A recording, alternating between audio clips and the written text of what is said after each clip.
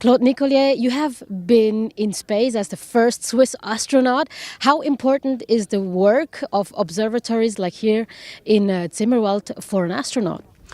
Well, the work here in Zimmerwald contributes to monitoring space and especially space debris, and it's part of the effort to take care of cleaning up space. Of course, observation is one thing. The other thing is to go and clean up space, which is a quite difficult undertaking, but still the observation is very important. We need to see how the population of debris varies with time, the kind of debris we have in terms of size, in terms of orbit, the inclination of the orbit and the height. These are two important parameters.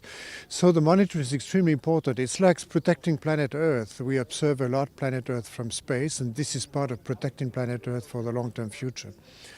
So it's very important, and it's not only for human spaceflight. You have, of course, spacecraft on low Earth orbit and beyond. That was in the Apollo program, with people on board, and you have a lot of telescopes and different satellites, weather satellites, satellites that monitor all kind of parameters about space, and all of this activity is threatened by the increased density of debris at various altitudes. So taking care of space debris is very important for the use of space, whether it is for practical application like precise navigation, telecommunication, weather forecast, but also for exploration and science. How dangerous is it for an astronaut to go to space, especially thinking of space debris? Well, in a space mission, human space mission, the most dangerous part, for now at least, is the ascent into space, because there's an enormous amount of energy that is deployed by the engine until you get to space at a few hundred kilometers above the Earth's surface. It takes a short time, only 8 to 9 minutes, but it's a very dangerous part of the mission. Then the re-entry is also dangerous. I would say that now the on-orbit phase is relatively safe phase of the mission. It's of course the longest phase. For me, it was typically of the order of 10 to 15 days on the shuttle. For the International Space Station, astronauts and cosmonauts stay about 4 to 6 months in space, and up to 1 year. We've had a mission where an American and a Russian stayed for 1 year. But I would say that at the altitude of the International Space Station and where the shuttle was going, a few hundred kilometers above the Earth's surface, for space station is 400 kilometers, the density of debris is not extremely high now, but it's getting bigger.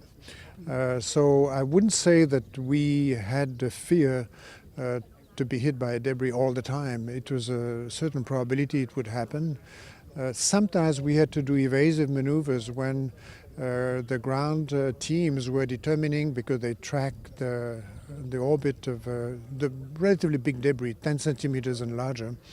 And whenever they were determining that in a few orbits or next day we were going to have a very close pass of a debris, then they asked us to change our orbit slightly in order to make that distance, the closest distance of the debris passing close to us, to make that distance a little larger for safety.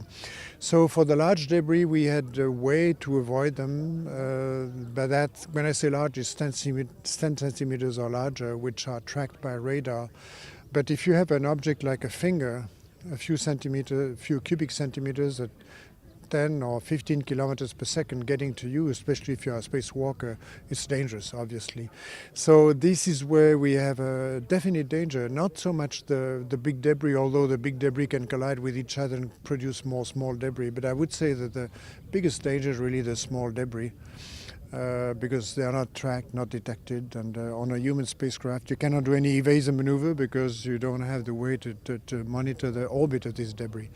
So we need to clean up space, there's no doubt about that, and the work that is being done in Zimmerwald, highly recognized at the level of all institutions. Really, this is a very high level facility to monitor space debris and the orbit characteristics and all the other parameters. This is very valuable, what is being done here.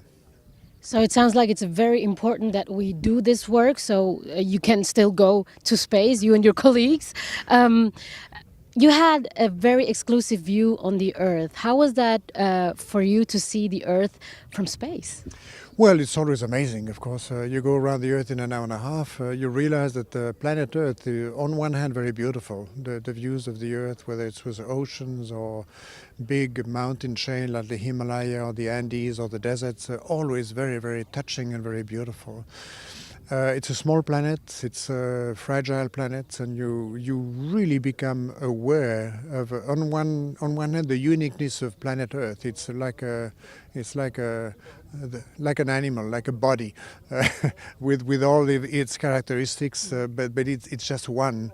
It's not, and there are no spare Earth. I mean, that's one we have, and there are no others. And you realize, on one hand, I mentioned the beauty, how small it is and how fragile it is and how necessary it is to preserve it in the future.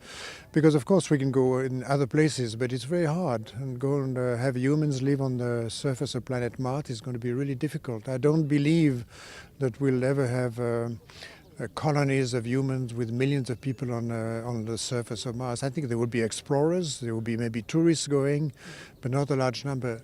99.9% of the population of planet Earth will remain on planet Earth, at least in a foreseeable future. What happened in 500 years or 1,000 years, I have no idea. But in the near to intermediate future, we are going to be bound to planet Earth, except a few explorers, like in the Apollo program, who went to the moon. We'll go to Mars, we go maybe to satellites of Jupiter or Saturn, but most of us will stay here. We need to preserve planet Earth. So not only the planet Earth, but also the space area around planet Earth needs to be preserved. What was your most beautiful or memorable moment in space? Well, I had the privilege of going to the Hubble Space Telescope to do repair work and to make it functional, because on the first servicing mission we did in 1993, it was 3.5 years after its deployment to space, we had to install an optical corrector because the satellite was not seeing well. So its scientific output was very minimal because of the fuzzy images we had at the focus. So for me, as a former astronomer and very desirable to support the astronomical community on the Earth, to be part of a team that was going to correct the optics of Hubble was a great privilege. And for me to go to Hubble, work on it, and on my second visit to Hubble, I did spacewalking, so I touched Hubble with my hands and worked on it with tools. For me, this is the greatest privilege. To work on a very valuable scientific instrument for the benefit of astronomers on the Earth, but also for the benefit of the public, because the images of Hubble are just beautiful, and we learn so much about the universe with these pictures. So in a way, views of the Earth were beautiful, views of the sky were great. To be a weightlessness in the cockpit and mid-deck of the shuttle was great also. But finally, what was the most important thing was to work and doing meaningful work for the science and for the astronomical community on Earth.